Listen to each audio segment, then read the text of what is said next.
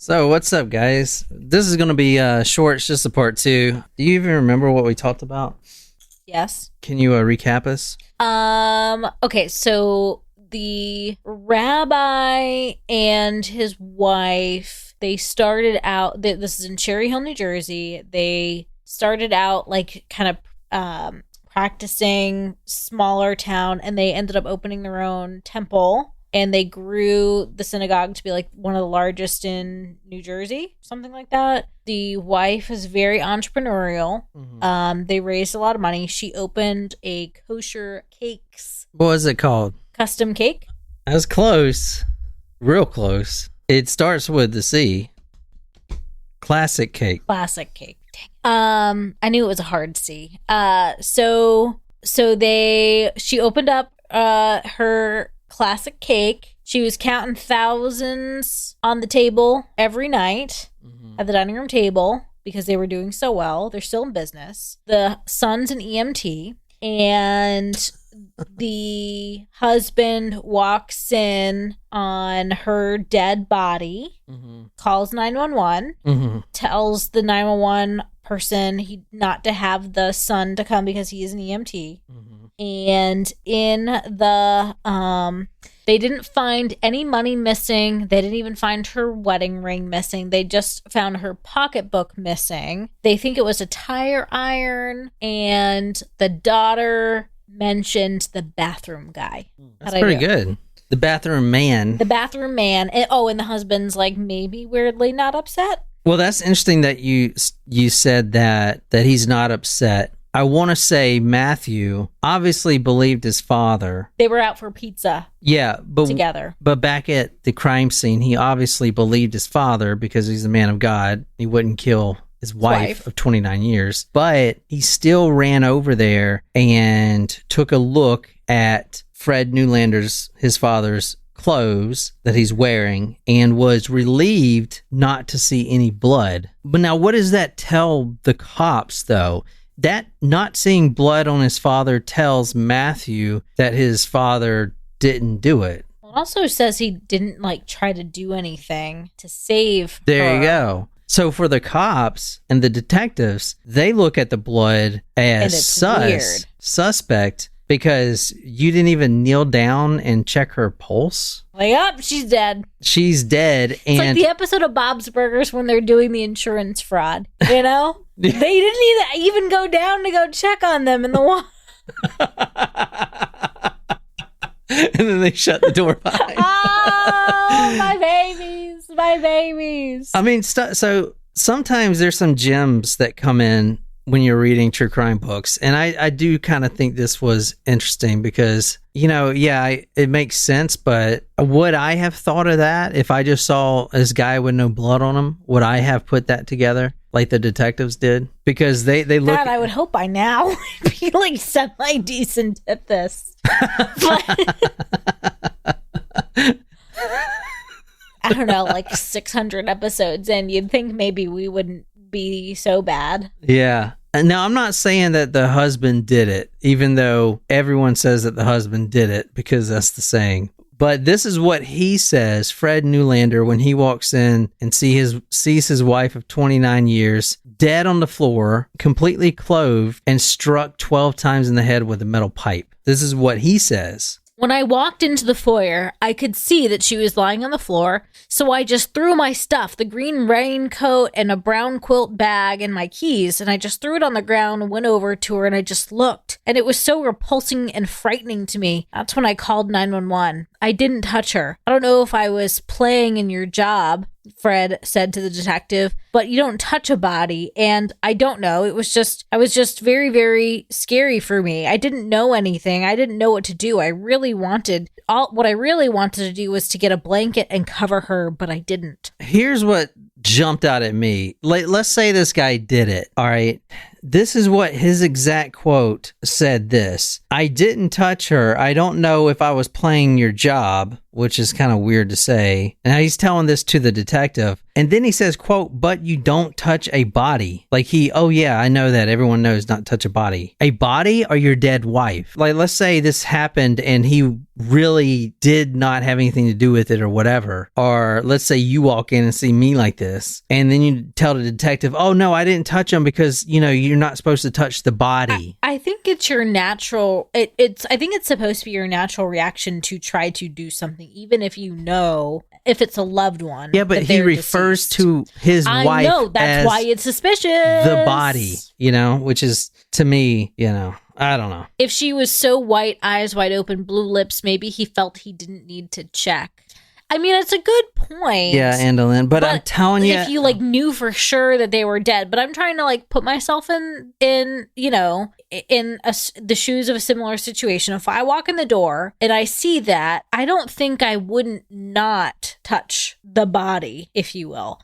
I think even then, your natural reaction is to be like, oh my God, even if they are deceased. This just came to my mind. This would be fucked up. What if you walked in and it was a suicide, but it was the autoerotic shit? What would your reaction be? Would you be more angry or, like Robin Williams? Why, do you have something you need to share with class?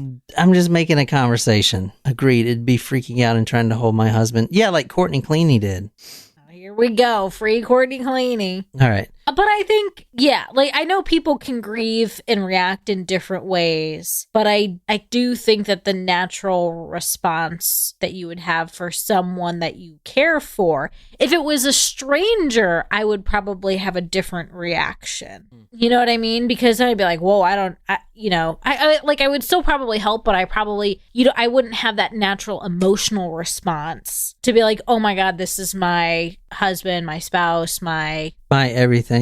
Yes. You know what I mean? Mm-hmm. Yeah, no, I know what you mean. Damn it. All right, check it out. So, back at the crime scene, Fred is being interviewed by the detectives. Obviously, they're trying to console him at the same time because they don't want to make any accusations. But the one thing that they need to know right now to get this process rolling in the first 48 is, do you have any enemies? Or was there any domestic issues going on? Those two big questions, can shoot a case whatever way. Fred says, no, we had no enemies that I know of, and we have an extremely happy marriage. It wasn't? What was it from? Schramm says, PR, Robin Williams' cause of death was not autoerotic asphyxiation. I thought it was self-inflicted. I thought it was. But he hanged himself, right? Yeah. But during that. Yeah. It was an accident. If it's an accidental hanging for sexual, you think he died jerking? Yes, I do. That's what everyone thinks. What do you mean, come on? I feel like we need to look this up. That's he died. So what you do is put a towel over, I don't know, the shower thing and tie it around your neck. No, been complaining to you about this slander for a couple years now. I got it wrong too then. No way. Is it really say that? I don't know. Hang on. Dude, I am telling you right now, Shram, everybody thinks that happened. It's one of those Mandela effects. Yeah. He had dementia? No way. Let's see. His death was ruled a suicide. Rob Williams. Well, how did those rumors get started? It was caused by asphyxia and hanging. What documentary? People like you who spread misinformation. Dude, I'm not purposely spreading misinformation. I just don't know the correct information, which I guess, now that I think about it, is still misinformation. Okay, here we go. There were no reflective devices or pornography near the body. Reflective? Yes. The investigator frankly asked if Williams had a history of autoerotic asphyxia. Mrs. Williams stated he did not. However, one person interviewed said Williams had worked on a movie years later in which his character's son accidentally died by autoerotic asphyxiation. That's sad then, because I'm telling you, what? I've never said that I've never talked about Robin Williams. I mean, we've definitely mentioned it once or twice before. I probably mentioned this like 30 times if she's calling me out on it. Did you see the pics? We've mentioned it before, but I don't know. So it says he had antidepressants, caffeine, and Parkinson's drugs in his system. Oh, thanks for the setup. Love you too. She said thanks. By the way, epic new setup. No idea y'all are talking about Robin Williams. All right, we just got super derailed. But I mean, hey, good to know, Yeah. All right. Yeah, it says he was restless due to his Parkinson's and anxiety issues. Damn. All right, so Fred tells the detectives, no, we had no problems in the relationship. Everything was going great. In fact, we just got back from New Jersey. We were up visiting her family. Everything was great. It was fine. This should not have happened. Now, they did ask the son, Matthew, just verify real quick. Your dad said you and him and your mom, they haven't had any domestic fighting or anything. Yeah, right? Matthew says, well, that's not true. In fact, they were going to get a divorce. Ruh-roh. And this is a big thing because he is a rabbi getting a divorce, and that's not going to look good for anybody. It's not like against the church, though. Against, the church is the wrong word. It's not against. Yeah, I know, but Judaism. Yeah. So, what was that about? Well, Mom had actually called Matthew on that day that she got murdered around 4:30 p.m. to tell him that her and Fred have resolved things and were calling off the divorce. But Fred is telling the detectives that he is not getting divorced. He was never getting divorced. He's been faithful and loving for 29 years. But he's also known throughout his own congregation as sort of a playboy. People know that is not how you should be known if you are leading a church, a religious group of people. It's okay for a cult. Yeah. But not like a church. Yeah. Or, yeah. Yeah. Not a major religion. How's that? But as we talked about, his alibi is silent. His alibi is solid. He was upbeat that night. This guy, Fred, the rabbi, walks in as the choir's practicing, and he's belting out the lyrics and high-fiving belting out people. with the belchers is what it's called. He's belting out the lyrics and high-fiving everyone, just making a show. So there's 1,000 people that can attest to his alibi. That is completely not out of the question. But there are some other congregation who refer to him kind of behind everyone's back as the holy man Casanova, the Playboy rabbi. He is always out to dinner with gorgeous women and not his wife. But this just comes with a job, right? No, it doesn't, I believe, actually.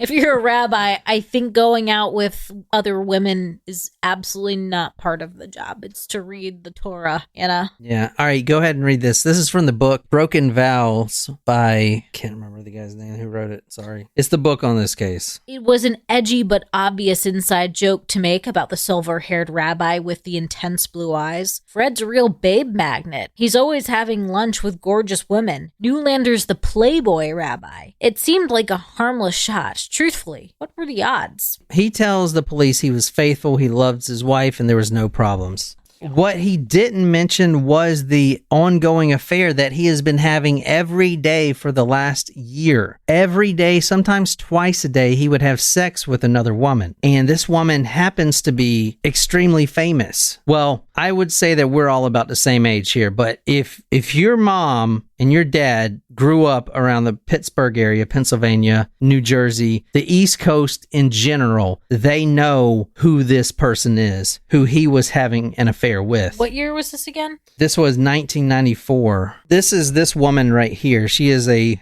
stunning redhead, slender, tall, and fearless, elegant, and she is known all around Philadelphia and the East Coast, especially on any morning commute. Don't let the broadcaster see that I have all this makeup over here. It's filming it for a convention. When is the convention? September? Oh, thanks a lot. Here, let me hide my mirror. It's 13 past 8. It's pretty cool, isn't it? Elaine Sonsini. Elaine Sonsini is her name, and she's now back on the radio. I will say this really didn't affect her publicity at all, because even though she knew that this guy is married, it's not like she was disgraced or anything. She's not the one married. not the murderer, but, you know. She was actually sickened when she heard that she may have played a part in the murder as far as a motive, right? I want to murder my wife so I can marry this gorgeous redhead. So that is Elaine Sonsini, and she she is the morning drive time show WPEN AM in Philadelphia. Every day he would eat lunch with her in her apartment. It was like huge skyrise, gated. He would have to pull his car in there so no one would see the sticker on the back. Every day at lunch, he would eat lunch with her and sometimes dinner. And at first it was because she was suffering. She was suffering. She needed the support of a strong, God-fearing man because her husband had just passed away from cancer. This girl was already a congregation member, but her husband was just diagnosed in 1992 with leukemia, and he passed really soon after that. Wow. Fred Newlander, the rabbi, officiated the funeral. So, and that's how they kind of met, right?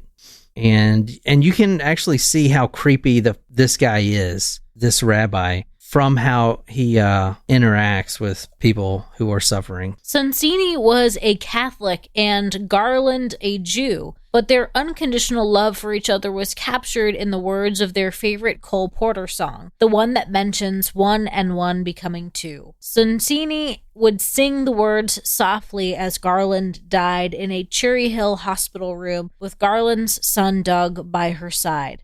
In the room watching silently as Garland passed away was Rabbi Fred Newlander. "I want to help you," Sonsini remembered the strong and handsome rabbi saying as he wrapped his powerful arms around her that afternoon. "Let me comfort you." That's kind of fucked up. I mean, he just wanted to bang her, you know what I'm saying?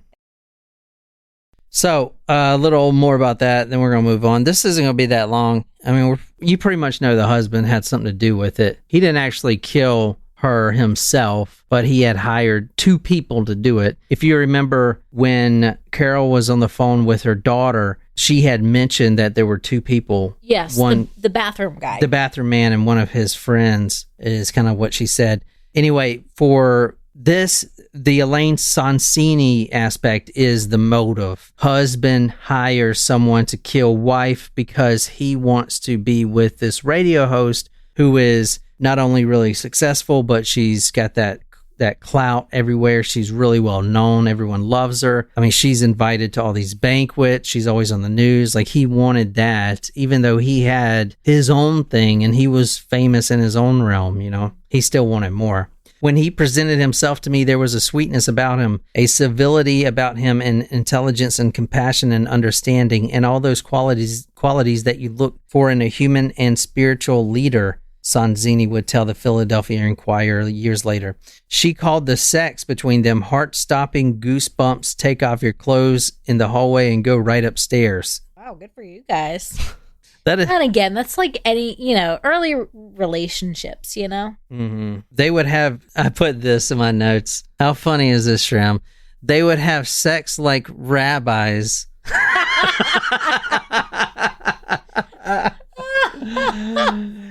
They would even do it at church in his office. Having sex like rabbis. Maybe that wasn't as funny as I thought. And then I just kept going with it. Rabbi rabbit sex. Tell the joke about the rabbit. Did you?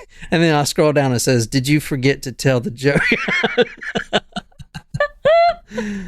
Wolfie gets it. Wolfie gets it. Thank you. All right. So Elaine eventually admitted to the affair. And when she did, now the whole congregation had his back at first. They didn't think this guy was. They believed him. He actually hired his own private investigator right off the bat to try to find out who did this. But sneaky Bible humping like rabbis.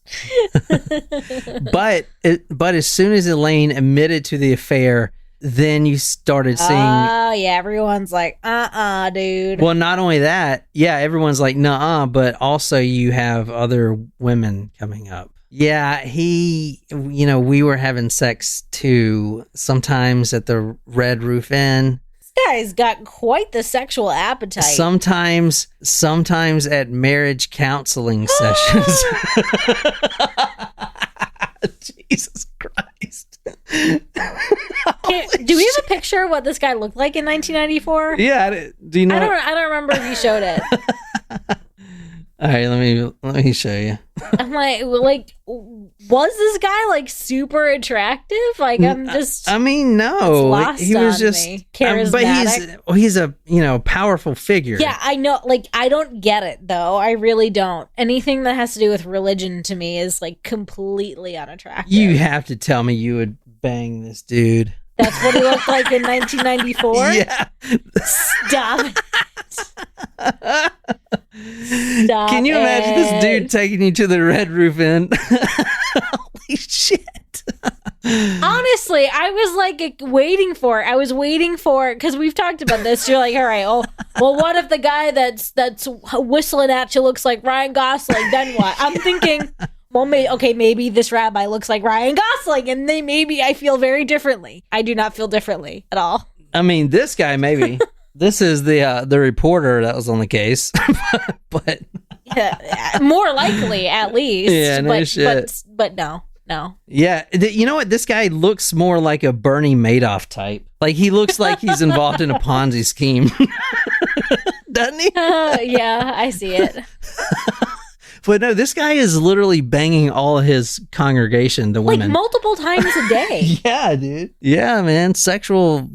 He's an addict. He's a sex addict. Well, they say when you get older, you get your testosterone jumps up because like when you're 35 to now, your testosterone is super low. But that's why they call it old man strength. Have you ever seen like an old guy be able to lift something ridiculous like he was 18 or some shit? That's what it is called because your testosterone just shoots up. Testosterone just shoots up. That's why I can have babies on my deathbed. I could shoot some sperm and impregnate a female on my deathbed. That's the power of a man. I think you should get your tubes done. Fuck that. You ain't taking my shit away. I need it. It's going through my veins. I could feel it going through my veins. You said you would get a vasectomy. Yeah, I'm not doing that. Oh, it's all on me. He says I haven't seen him lift, but he can definitely pull.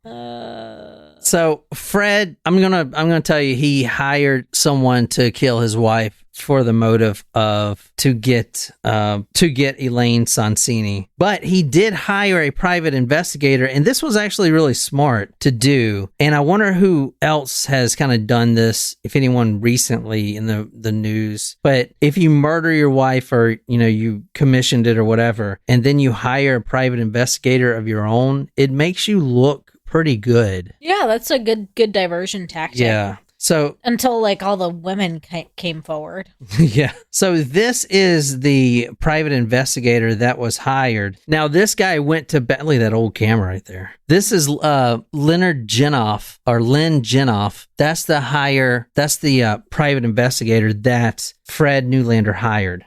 So anyway, a little bit about him. He was all about proclaiming Fred's innocence. He's sort of an oddball though. He's not Jewish at all. He just kind of fell into the congregation because his earlier life was so stressful that he's kind of had some hard times lately. So Fred took him into the congregation. He didn't have to pay his dues and stuff like that. And they became friends. And then he's like, hey, I know you need money. I want you to find out who killed my wife. This guy is sort of an oddball, but he's got the experience. He served in Vietnam with the CIA. All right. He did do some top secret government work, not just in the CIA, but sort of like James Bond type stuff. He is the one who brought up that this was a, quote, possibly organized crime hit. Perhaps the, quote, Russians are Israelis. That's all I can say, is what he told a reporter. He claimed that this looked like a robbery and that's what it had to be. He was the one going to bat for this guy, right? Mm-hmm. And he said that Fred was, quote, guilty as sin on cheating on Carol, but, quote, there's no evidence he hired anybody to kill his wife. They have no case. He's innocent. All right, I'm just going to kind of get this out the way. This private investigator is the bathroom man. Okay. He hired the guy. I actually did not see that coming. Maybe I should have. Well, I don't want this to take all night. He hired the guy who killed his wife to find out who killed his wife. Now, this guy did not serve in the CIA. He did not do all this James Bond stuff, special forces, like he always tells people. He was a cook in the Army. He never even deployed. And he is a raging alcoholic with a failed marriage. That is who this guy is. He has no experience as a PI at all. He is just a washed up loser who wanted to make 30 grand. Because that's how much the commission hit was. Wow. So he... In 30 grand in 1994? 1994, yeah. His wife died. This was 1994 when this happened. The first arrest would not be made until May 1st, 2000. And that's when they arrested the private investigator / bathroom man. He... Despite all his CIA training and all this stuff, which was all just a lie. Actually, what's funny is the CIA, if you know this name, Mark Mansfield, I think he's still the CIA spokesman. He came out and said, quote, "We normally don't comment, but we decided to part from that policy. In this case, this individual has never been employed by the CIA." But he told everyone.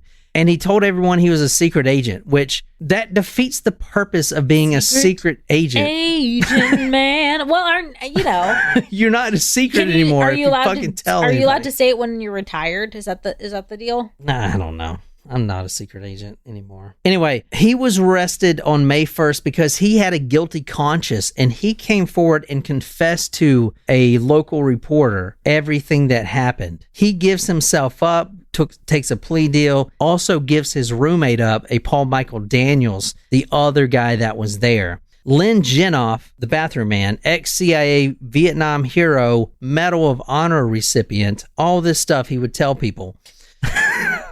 So I'm not going to get into the trial at all, but it actually is really difficult to decide who is lying.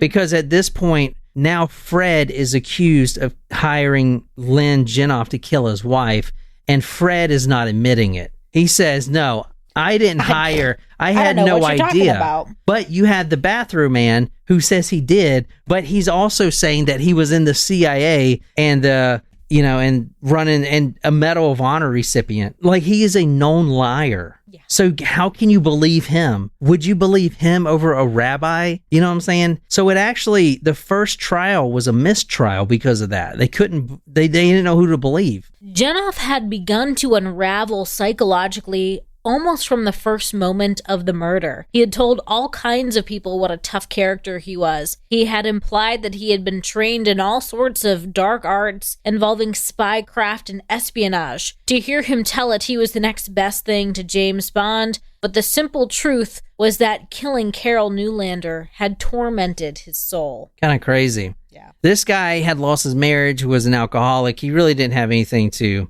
look forward to. So, a little bit more about this guy. This guy, people were believing his lies. He was actually teaching, despite not having an education himself, at Rutgers University, lecturing students in political science and telling them, or walking through the process of training for a top secret mission that he has no idea.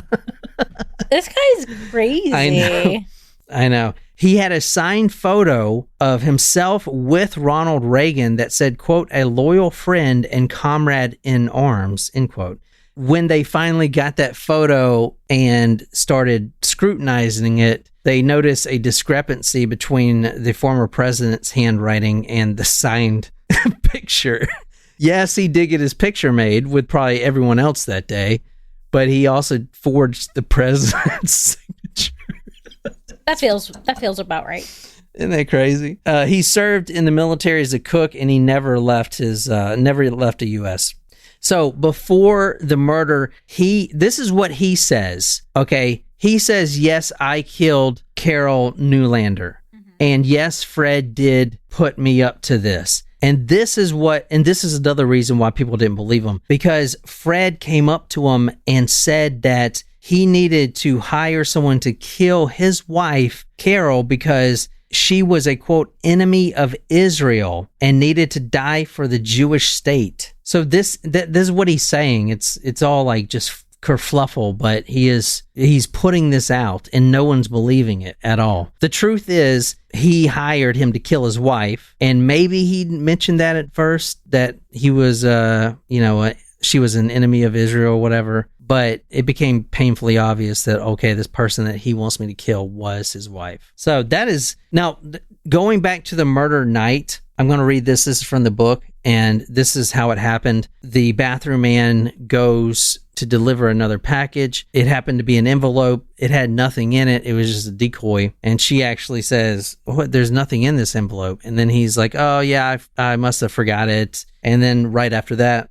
takes a metal pipe. She walks to the kitchen. He grabs her shoulder and hits her once with the metal pipe. She falls down. She starts screaming, "Why? Why are you doing this?" At the same time, he goes out of the front door and calls out to his roommate, who was also involved in the murder, who was hiding in the bushes, apparently, waiting, to run in. And he's the one that finishes the job. They hit her about 12 times on the head, and she lays there and dies and chokes on her own blood. And that is basically what happened. And as we know from doing headlines, the husband just died in prison. I was trying to remember why he was in the headlines. Yeah, he just died in prison, and he maintained his innocence till he died.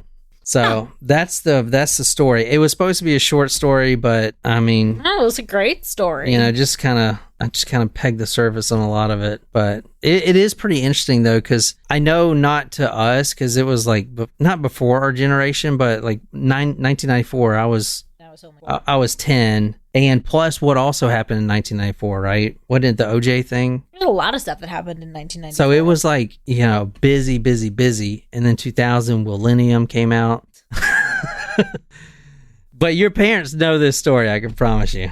Especially your mom. She definitely knows the story. Yeah, we'll have to ask her. This was definitely on Nancy Grace in 1994, because she was still doing her thing. Yeah. Anyway, that's all I have for tonight. I hope you guys enjoyed that one. I want to do some more episodes this week, dude. I'm going to get on it. I'm going to look in the case requests. We're going to do ones that are hitting the headlines, because I find those fascinating, because I know no one else is doing them. At least now, I'm hitting them first because I'm seeing them first.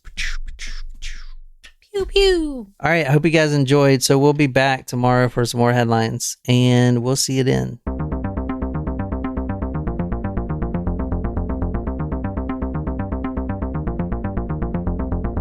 Kind of run this shit.